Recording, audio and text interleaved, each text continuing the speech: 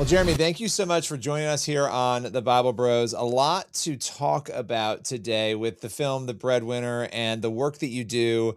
I don't know a lot. I know a lot about your work and I know what Yeah. you've done. I don't know a lot about your backstory. And so we'll talk about The Breadwinner in a minute, but how did you get into Hollywood? I'm from Oklahoma, and my dad worked on oil rigs my whole life, and I grew up overseas in oil camps. Strangely, in an oil camp in Venezuela with the band Hanson, which is Wait, a what? weird claim to fame.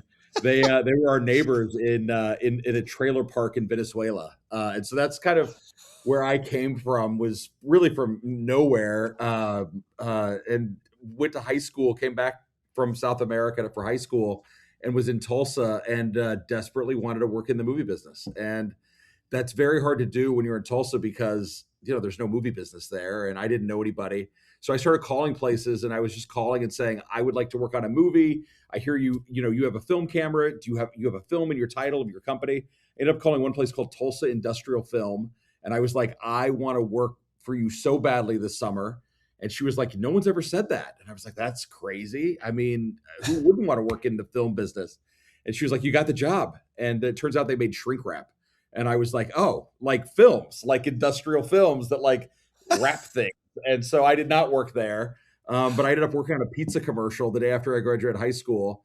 And it was awesome. And I was hooked. It was a Mazio's, if people from the middle of the country know, Mazio's Pizza. It's like a chain in Oklahoma, Texas, Missouri, I Kansas. don't, but it sounds good. Whenever there's an Italian last name and it's a pizza Yeah. place, I'm in. Yeah, we did a commercial called the Double Dippin' Dudes, and it was like the '90s, so it was like two extreme dudes in hoodies on a billboard for Mazio's Dippin' Sticks, and they bungee jumped off, and they bungee jumped down and dipped it into the marinara, and they came back up and they were like, "Rock on, Double Dippin' Dude." And that was my first job, and I was blowing a what do you call it, like an air blower, like a lawn blower or whatever, at the guy's hair, so it looked like he was, actually bungee jumping. And that was it. I was hooked. I was like, I'm going to make movies for a living. How cool is that? And that was it. I had to move to Hollywood and try to figure it out. That's wild. Okay, so I Yeah, mean, I still haven't gotten past Hanson in Venezuela in a trailer park because that is the most random, is fascinating that detail of random? your story. Um, okay, so when it comes to faith, like did you grow up with faith? Like, what role did faith play in your life? Did you find faith later on? So I grew up in Oklahoma before we moved to South America. I grew up in a Nazarene church in Chandler, Oklahoma.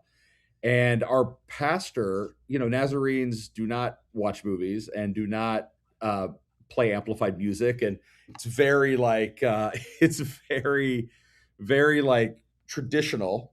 But for some reason, our pastor, Steve Prophet, showed me Top Gun when I was 6, and I have no idea why he decided to do that. And I was like, "Oh, I want to make movies," but it was through my pastor who was not supposed to have a VCR, and he showed Luke and I. My best friend was his son.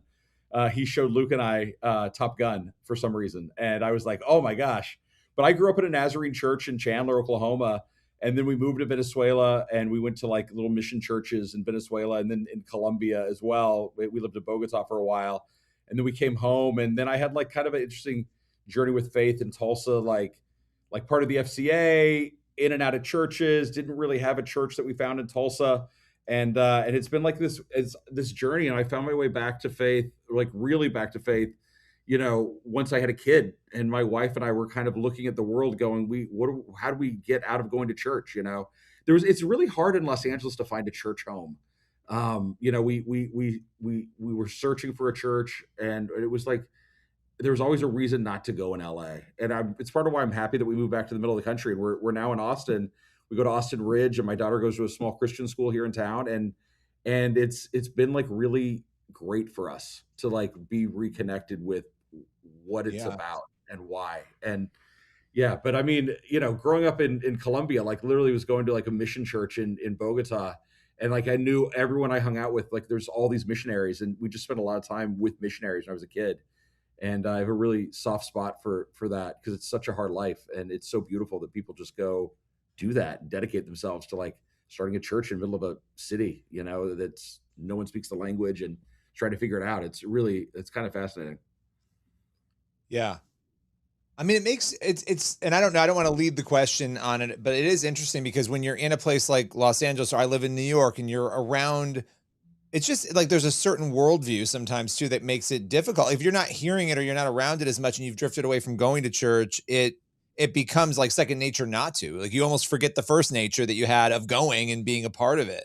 Yeah, no, it's just like you find yourself sitting in a place where like people don't see the world the same way you grew up seeing the world. I mean, even at Marvel, like if you read the history of Marvel book or whatever, there's like this bit about my grandparents in there because when we were making the first Marvel movies, I'd always be like, I don't know if my grandma would like that, and that became like a guiding light of like as we were developing the movies, like I just had this like sense of like, well, I don't know if my grandma would like that, and that became the stand-in for like, is this going to work for like regular people that are outside of the bubble of Hollywood? Like, what does this say for like a regular family? And I remember my grandmother called me when Iron Man 1 came out, and she said, our pastor on Sunday preached about the movie, and he doesn't even know that you worked on it. Like he just like the story of redemption like wove its way into his sermon, and like Iron Man was like the proxy for redemption that he like used as like trying to make yourself a better person. And I was like, oh man, like all the time that Favreau would like joke and be like, oh, Jeremy's Mima and Peepaw wouldn't like this. Like it ended up the movie connected and like was for Mima and Peepaw at the end of the day. And that's not even what I call my grandparents. That just became like the joke of like Jeremy's Mima and Peepaw. I was like, no, it's Granny and Peppa. And everyone was just like, your Mima and Peepaw wouldn't like this. We got to cut that joke or cut that joke or whatever, because Jeremy's Mima and Peepaw wouldn't like it. And that was like kind of a guiding light for like how we made stuff in those early days of Marvel, was like wanted to connect and feel redemptive and feel hopeful and feel like it had something to say that was meaningful. Hey, I'm Billy Hallowell, and I have something to tell you. This is really, really important. It's about Christian Solidarity International, which is an organization that I absolutely love. Now, as hard as it might be for us to comprehend here in America, but there are people in other parts of the world, all over the world, whose very lives are being threatened simply because they believe in Jesus. In fact, people are being enslaved, very literally, for their faith. Some of these people have been detained for 25 or even 30 years. Now, if you've been listening to me for any period of time, you know that I am passionate about the work that Christian Solidarity International does. This is work to help the persecuted church all over the world. There are hundreds of thousands of people who are persecuted and enslaved in the Middle East alone. The headlines right now are obviously very focused on the Middle East, and so that's why I want to talk about this today. Now, together we can very literally, and this is amazing, buy their freedom and save the lives of some precious brothers and sisters in Christ right now. We can do that right now, giving them the joy and the hope that we celebrate here in America so freely. For only $250, you can provide life-saving aid. You can actually buy a believer's freedom and provide them with what they need: food, a goat, other necessary goods for their very survival. Now, these are brothers and sisters in Christ, enslaved and fearing for their lives. They need us. Now, let's get back to the $250. Maybe you can give more. Maybe you can give even a portion, but every single gift helps. You can actually go right now to www.csi-usa.org, and you can do what you can right there to help. You'll see my picture when you scroll down. Click on that where it says give, and give whatever you can. That's www.csi-usa.org. Thank you so much. So when you were doing those like Marvel movies, did you try to blend what you could in of like a faith-based aspect of it, or did you have much to do with that? I mean, I had a ton to do with all those Marvel movies I worked on. The way the company worked and was structured, like I was really like the guy creatively on the ground with the filmmaker, like guiding the development of the movie and the story. And so was always looking for, for me, it was always like looking for like redemption in these characters and Mm-hmm. looking for ways for connection so that you could take something from the movie and bring it into your life. Like I've never been interested in just like making an action movie. To Yeah. me, it's like the reason a movie would stick around with you is because of the characters and because you see them overcoming flaws and becoming better people and redeeming themselves or growing or learning or something. And so that was like super important on all those films, was just like to instill a sense of heart. And Mhm. so, it wasn't like instilling like faith per se, but it was like instilling redemptive qualities into these characters and seeing Mhm. the growth that they could have and seeing how that could be relatable to your own life. And so even like, Peter Quill, like he's I a was just about guy to say who, that. yeah, I mean, it's like it's all kind of there, it's not like it's Yeah. overtly like a faith story or anything, but like you see this guy like like learn and grow so much in this beautiful journey from a guy who can't take his mother's hand as she's dying at the beginning of the story to like uniting his friends and holding their hands and like Yeah. finding community and putting his faith in people and like and growing together in a beautiful way. It's like Mhm. something nice there, And Yeah. so that was always kind of the goal on those movies, was like, how do we make it, like my thing is always heart, humor, spectacle in that order. That's like my thing that I say over and over 1,000 times on a movie. Like people make fun of me for, because I'm always like, do we care? Is there heart? Are we laughing along the way? And obviously you need spectacle because it's a movie, but like heart's really like what I care about when we're developing a film. Yeah. And then the dance off to save the universe. Yeah, dude, come on, that's great, and those are great songs. You know, Oh, yeah. He's talking about Chris Pratt, Billy. If you don't know who Peter I Quill is, I yeah. do know. See, I knew some Chris things. I Pratt do is know. my hero, man. He's the whole reason why I want to be an actor. dude, he's the best, man. Yeah. It's a funny story. My wife is responsible for Chris becoming Star Lord. Really? We were trying to cast that part, and it was so hard that we could not find someone who could like deliver it the way James had written it and like really kill it. And my wife the whole time just kept saying, "What about Chris Pratt? What about Chris Pratt? What about Chris Pratt?" And for whatever reason, he was not wanting to be in a superhero movie, and James did not seem super interested in him being in the movie. And my wife wouldn't stop asking about it. And I finally called the casting director, and I was like, "Can you just bring him in?" Because my wife will not stop. She thinks he's the guy. And James was in a casting session, and Chris comes in, and 2 minutes in, Chris is like, obviously the guy. And it's like fully my wife's like intuition on that choice. And That's so funny. it's Yeah. awesome. He's the whole reason why I want to be an actor. I love everything he's in. Yeah, dude, Yeah, he's he's great. great. Yeah. And a He's great great, guy. and And like a also a Yeah. better person of faith. faith. Yeah. And is like not scared to wear it on his sleeve and tell Mm. people and like be driven by that and guided by that, And I think it's awesome. I mean, I really like Chris. He's a great human being. Well, next time you talk to him, tell him I said hey. All right, man. I got you, Dalton. Well, it's funny because like what you just said is so important too with Chris Pratt and so many other people, because it's like I think a lot of times when you're in media or Hollywood, you kind of assume a lot of people want to hide their faith. Not everybody does, but you almost want to hide it or not talk about it because you're afraid. But it's like if you really trust God and you believe that God's going to bring you where you're supposed to be, then you shouldn't be fearful of that, because Yeah. he's going to bring you where you're supposed to be. And if something falls through, it's not meant to be. It's not what God has for you. So it is interesting. I mean, you've done so many projects. You continue to do so many projects. We're going to talk about the Breadwinner in a minute. But you mentioned kind of coming deeper into your faith. Once you had a kid, moving to Texas, obviously during the pandemic from California. What are some of the big lessons that God has taught you as you've gotten closer into your faith, and obviously journeying through Hollywood the way you have? I mean, honestly, like you were just saying, just to trust, and to believe that things are going to work out. And, I'm naturally an optimistic person, and I get, kind of ribbed for being doggedly optimistic at all times.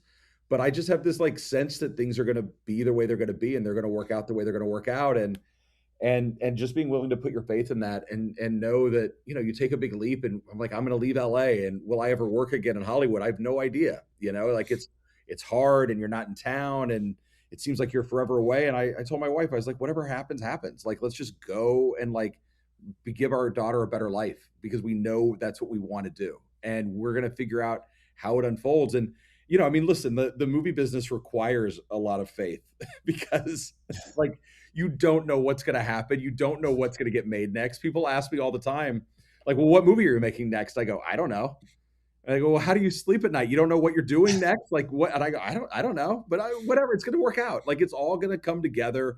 We're going to work hard. We're going to keep our head down and we will be provided for, Yeah. and I think, we built this beautiful compound. My parents live on our property, and they're like very involved in my daughter's life. And I do it outside of LA. And every day people like say to me, like, how did you know you could leave LA and make it work? And I go, I don't know. I just believed that it was going to work out. And I just have this sense that like we work hard, we do good, we try to be good people. And I trust that God's got us, and I hope that's true, and that's the faith part, is like believing that it's going to come together. Yeah. No, it's getting a movie made is a miracle. Like I always say, like finishing a movie it really is like, it is a miracle. And you've done, I mean, the level of films you've done, you've seen that again and again. Yeah. It's crazy. All my favorite. I'm a comic book nerd, so. Oh man, that's cool. Yeah. Yeah, I told him, I was Big like, time. this is an interview that we have to do because Yeah, like this is big like time. your dream. Like this is Dalton's like dream to have. Yeah, it's amazing. Yeah. The Breadwinner is interesting because it's different from. I mean, you've done a lot of different films, so I shouldn't say that, but it is different in some ways, and it's unique. What was it that made you want to tackle this one? Well, I mean, when I moved here, I left Marvel and I was working with Hasbro. We made the Dungeons and Dragons movie, and I just had this like nagging feeling that I needed to do more movies that had deeper meaning to me, And so I started working with this company called The Wonder Project, led by John Irwin. Obviously we made House of David, and we made this movie called Sarah's Oil last year. And it was really, the genesis there was like, let's be the HBO for the faith and family audience. Let's try to make movies and television shows that restore faith in things worth believing in. And, the core message there was like faith in God, obviously, faith in country, faith in family, faith in fathers, faith in, all these institutions that like we believe in America, the idea of America, the idea of like a democratic, free capitalist society, like all these things like that we take for granted. We want to like that people are losing faith in on the daily. Like, how do we make these things that we believe in front and center in these movies? And so that really came out of like me intentionally stepping away from, the types of movies that I knew I could get made and saying, I'm going to take a risk on trying to make movies that I don't know that Hollywood wants. And I was at school drop off, and I'd been a Nate fan for years. Drew Goddard, who wrote Hail Mary this year, he's an old friend. We did a film together once, and Drew had introduced me to Nate's comedy. And I was like, man, I love that this guy's just making clean, family-friendly comedy, but he also happens to be the funniest guy in the world. And I'd kind of forgotten about Nate, and I knew he was there, and I knew he was growing, but I had like not been following his career that closely. And then at drop off at Regents at my daughter's school, like everybody's talking about Nate. I'm going to go see him in Dallas. I'm going to go see him in San Antonio. I'm going to Houston. Oh, he's coming to Austin. I'm going to see him a second time. And I was like, look at this community of people. And I was looking at how all of them were responding to this guy and his comedy. And I was like, man, I want to go track him down and try to make a movie with Nate, because I feel like this middle of the country audience, this world that I'm living in, this community that I'm in, this is what these people want to see. And I know why they want to see him, because he's deeply funny, but he's also deeply relatable and like upholds the kind of values that we all care about and believe in. And so I just like tracked him down and was like, I want to make a movie with Nate, even though, I think there's bigger movies that I think Hollywood would have wanted me to make in that slot, and I was like, I want to go dedicate myself to trying to bring back the family comedy. And it's a movie, it's a genre that like literally there's not been a theatrical family comedy that's like a PG family, like set in a family kind of movie in the theaters in like over a decade. That's insane. Hollywood just abandoned it. They were just like, we're done with that genre. We don't need that one anymore. We want R-rated horror. And I was like, I think people will go see this movie if you make it. Mm-hmm. And that was kind of it, man. Like I just have been like doggedly trying to get this movie made. I don't want to get you in trouble, so I want you to answer this however you want. I'm not going to lead you into. That's always like a terrifying when somebody asks you that. It's always like, but I guess, Dalton, feel free to jump in after this. But I do want to ask this because it's something that for me, dancing in and out of media and entertainment, back and forth, I'm constantly wondering this, and I love asking people, why does it feel like it's taken Hollywood so long to serve an audience that very clearly has been there the whole time wanting something from them? I I honestly I don't know. It's I tend to think of it like this. I think there are movies that are like cool to talk about at lunch in Brentwood.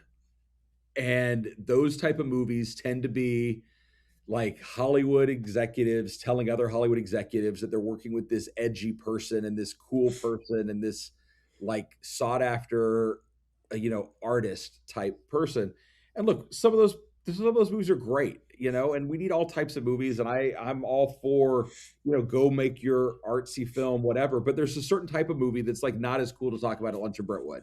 It's not cool to be like, oh yeah, I'm making a family comedy about a family in Nashville. It doesn't like have that like sexy ring to it at lunch. It's easier to be like, oh yeah, we're making a movie about whatever the fall of mankind. Demons or whatever. Yeah, whatever it is. And so I kind of like look at this like these genres that are missing, and I'm like, oh yeah, they just became unfashionable to talk about. And when you look at the genres, like PG romantic comedy is a perfect one, right? I think like Solo Mio this year. I love that movie. I thought it was beautifully made and beautifully done. I like those brothers that made it. I'm glad Angel released it. But like PG romantic comedy was like a genre that made so much money over the years, While You Were Sleeping and Sleepless in Seattle and You've Got Mail. And it was like a genre that was like, My Big Fat Greek Wedding, really like fervent. And then one day they were just like, we're only going to make R-rated romantic comedies anymore, And I don't know why. I don't know what happens, like amnesia over the whole city. But I have all these genres that I want to bring back, like, and one of them was squarely the family PG comedy. And so Nate seemed like the perfect partner to go do that with. And he really wanted to make one of those movies as well, because that's what he talks about every day. He talks about family. It's kind of his entire act. And so it was like a very natural first step. But I don't know, man. Like Hollywood's a weird place. It really is. And you said it. I didn't have to say it. So I mean, I don't know what else to say. I've been working in Hollywood since 2004, and it's an odd place, man. I have trouble explaining it to people. What I love about living here in Texas is that nobody cares that I work in Hollywood. They just like don't care. Like we have regular jobs, and in LA, like all you can talk about is working in Hollywood. And it's so refreshing being in Texas and not talking about working in Hollywood every day. It's great.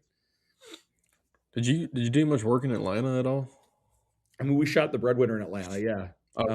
And Gotcha. we shot Spider-Man Homecoming in Atlanta, and Okay. Avengers 3 and 4, which I had prepped before I left Marvel, were in Atlanta. So there was definitely a lot of stuff in Atlanta for a while, yeah.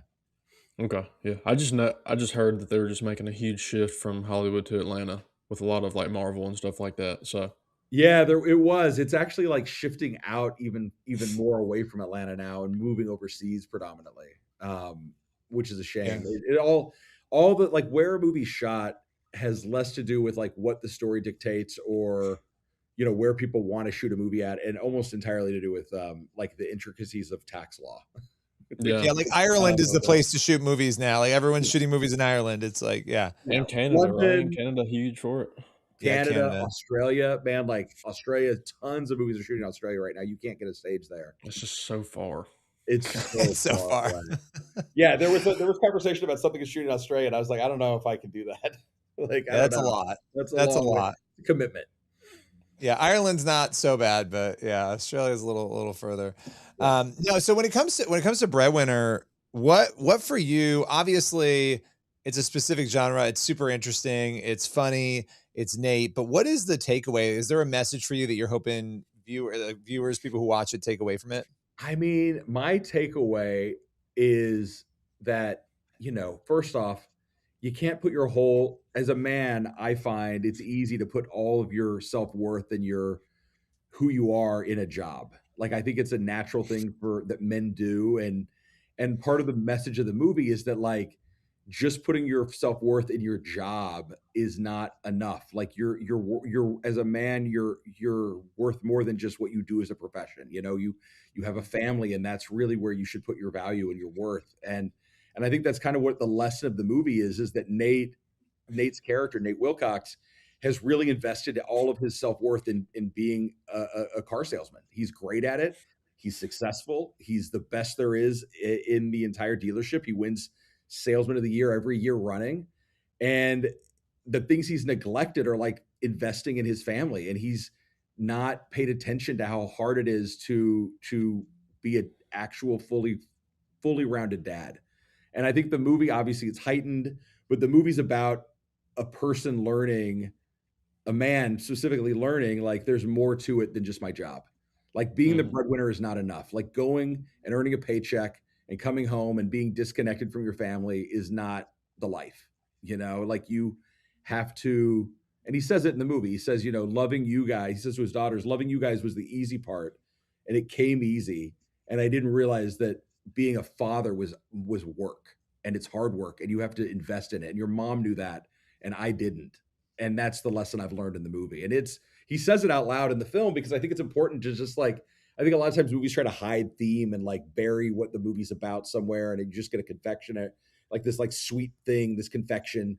But to me, the best movies are like a nice chocolate and you bite into it and there's something inside that you weren't expecting to be there, that had more depth and heart and flavor and texture than maybe you expected. And I think that's, you know, I think it's very easy for people to look at the trailer for the movie and go, it's a dumb dad movie. Oh, I'm mad about this. I'm going to be upset. I go, watch the movie. Like you can't give away the theme of the movie in the trailer, but there's a heart and a depth and a growth to this character that I think we all, like, if we step back from it and we look at how we behave as dads, it's really easy just to be like, well, I go work every day, so I'm going to come home and watch sports. And I say that as a dad, like, look, man, like it's very easy to go, oh, I did my part. I was at work for 8 hours. What more do you want from me? And it's a lot more, you know, and that's what the movie's about. And I think a lot of, I see a lot of like comments from dads who have not seen the movie, watch the trailer, and they're like kind of like aggro about it. Like, I'm a good dad. And I'm like, well, I mean, watch it. And are you doing enough? Are you really investing? Are you there? Are you in a great relationship with your wife? Do you love each other? Do you talk to your wife, or do you come home and watch sports? You know, Jeremy, why are you trying to convict all of us right now? Why are you trying to do this right now? It's true though. This is such a real story though. I mean, it's something we talk about because a lot of our episodes are Bible studies that we do. So like not all of them are interview episodes. Like a lot of them we're just doing Bible studies and we're talking through.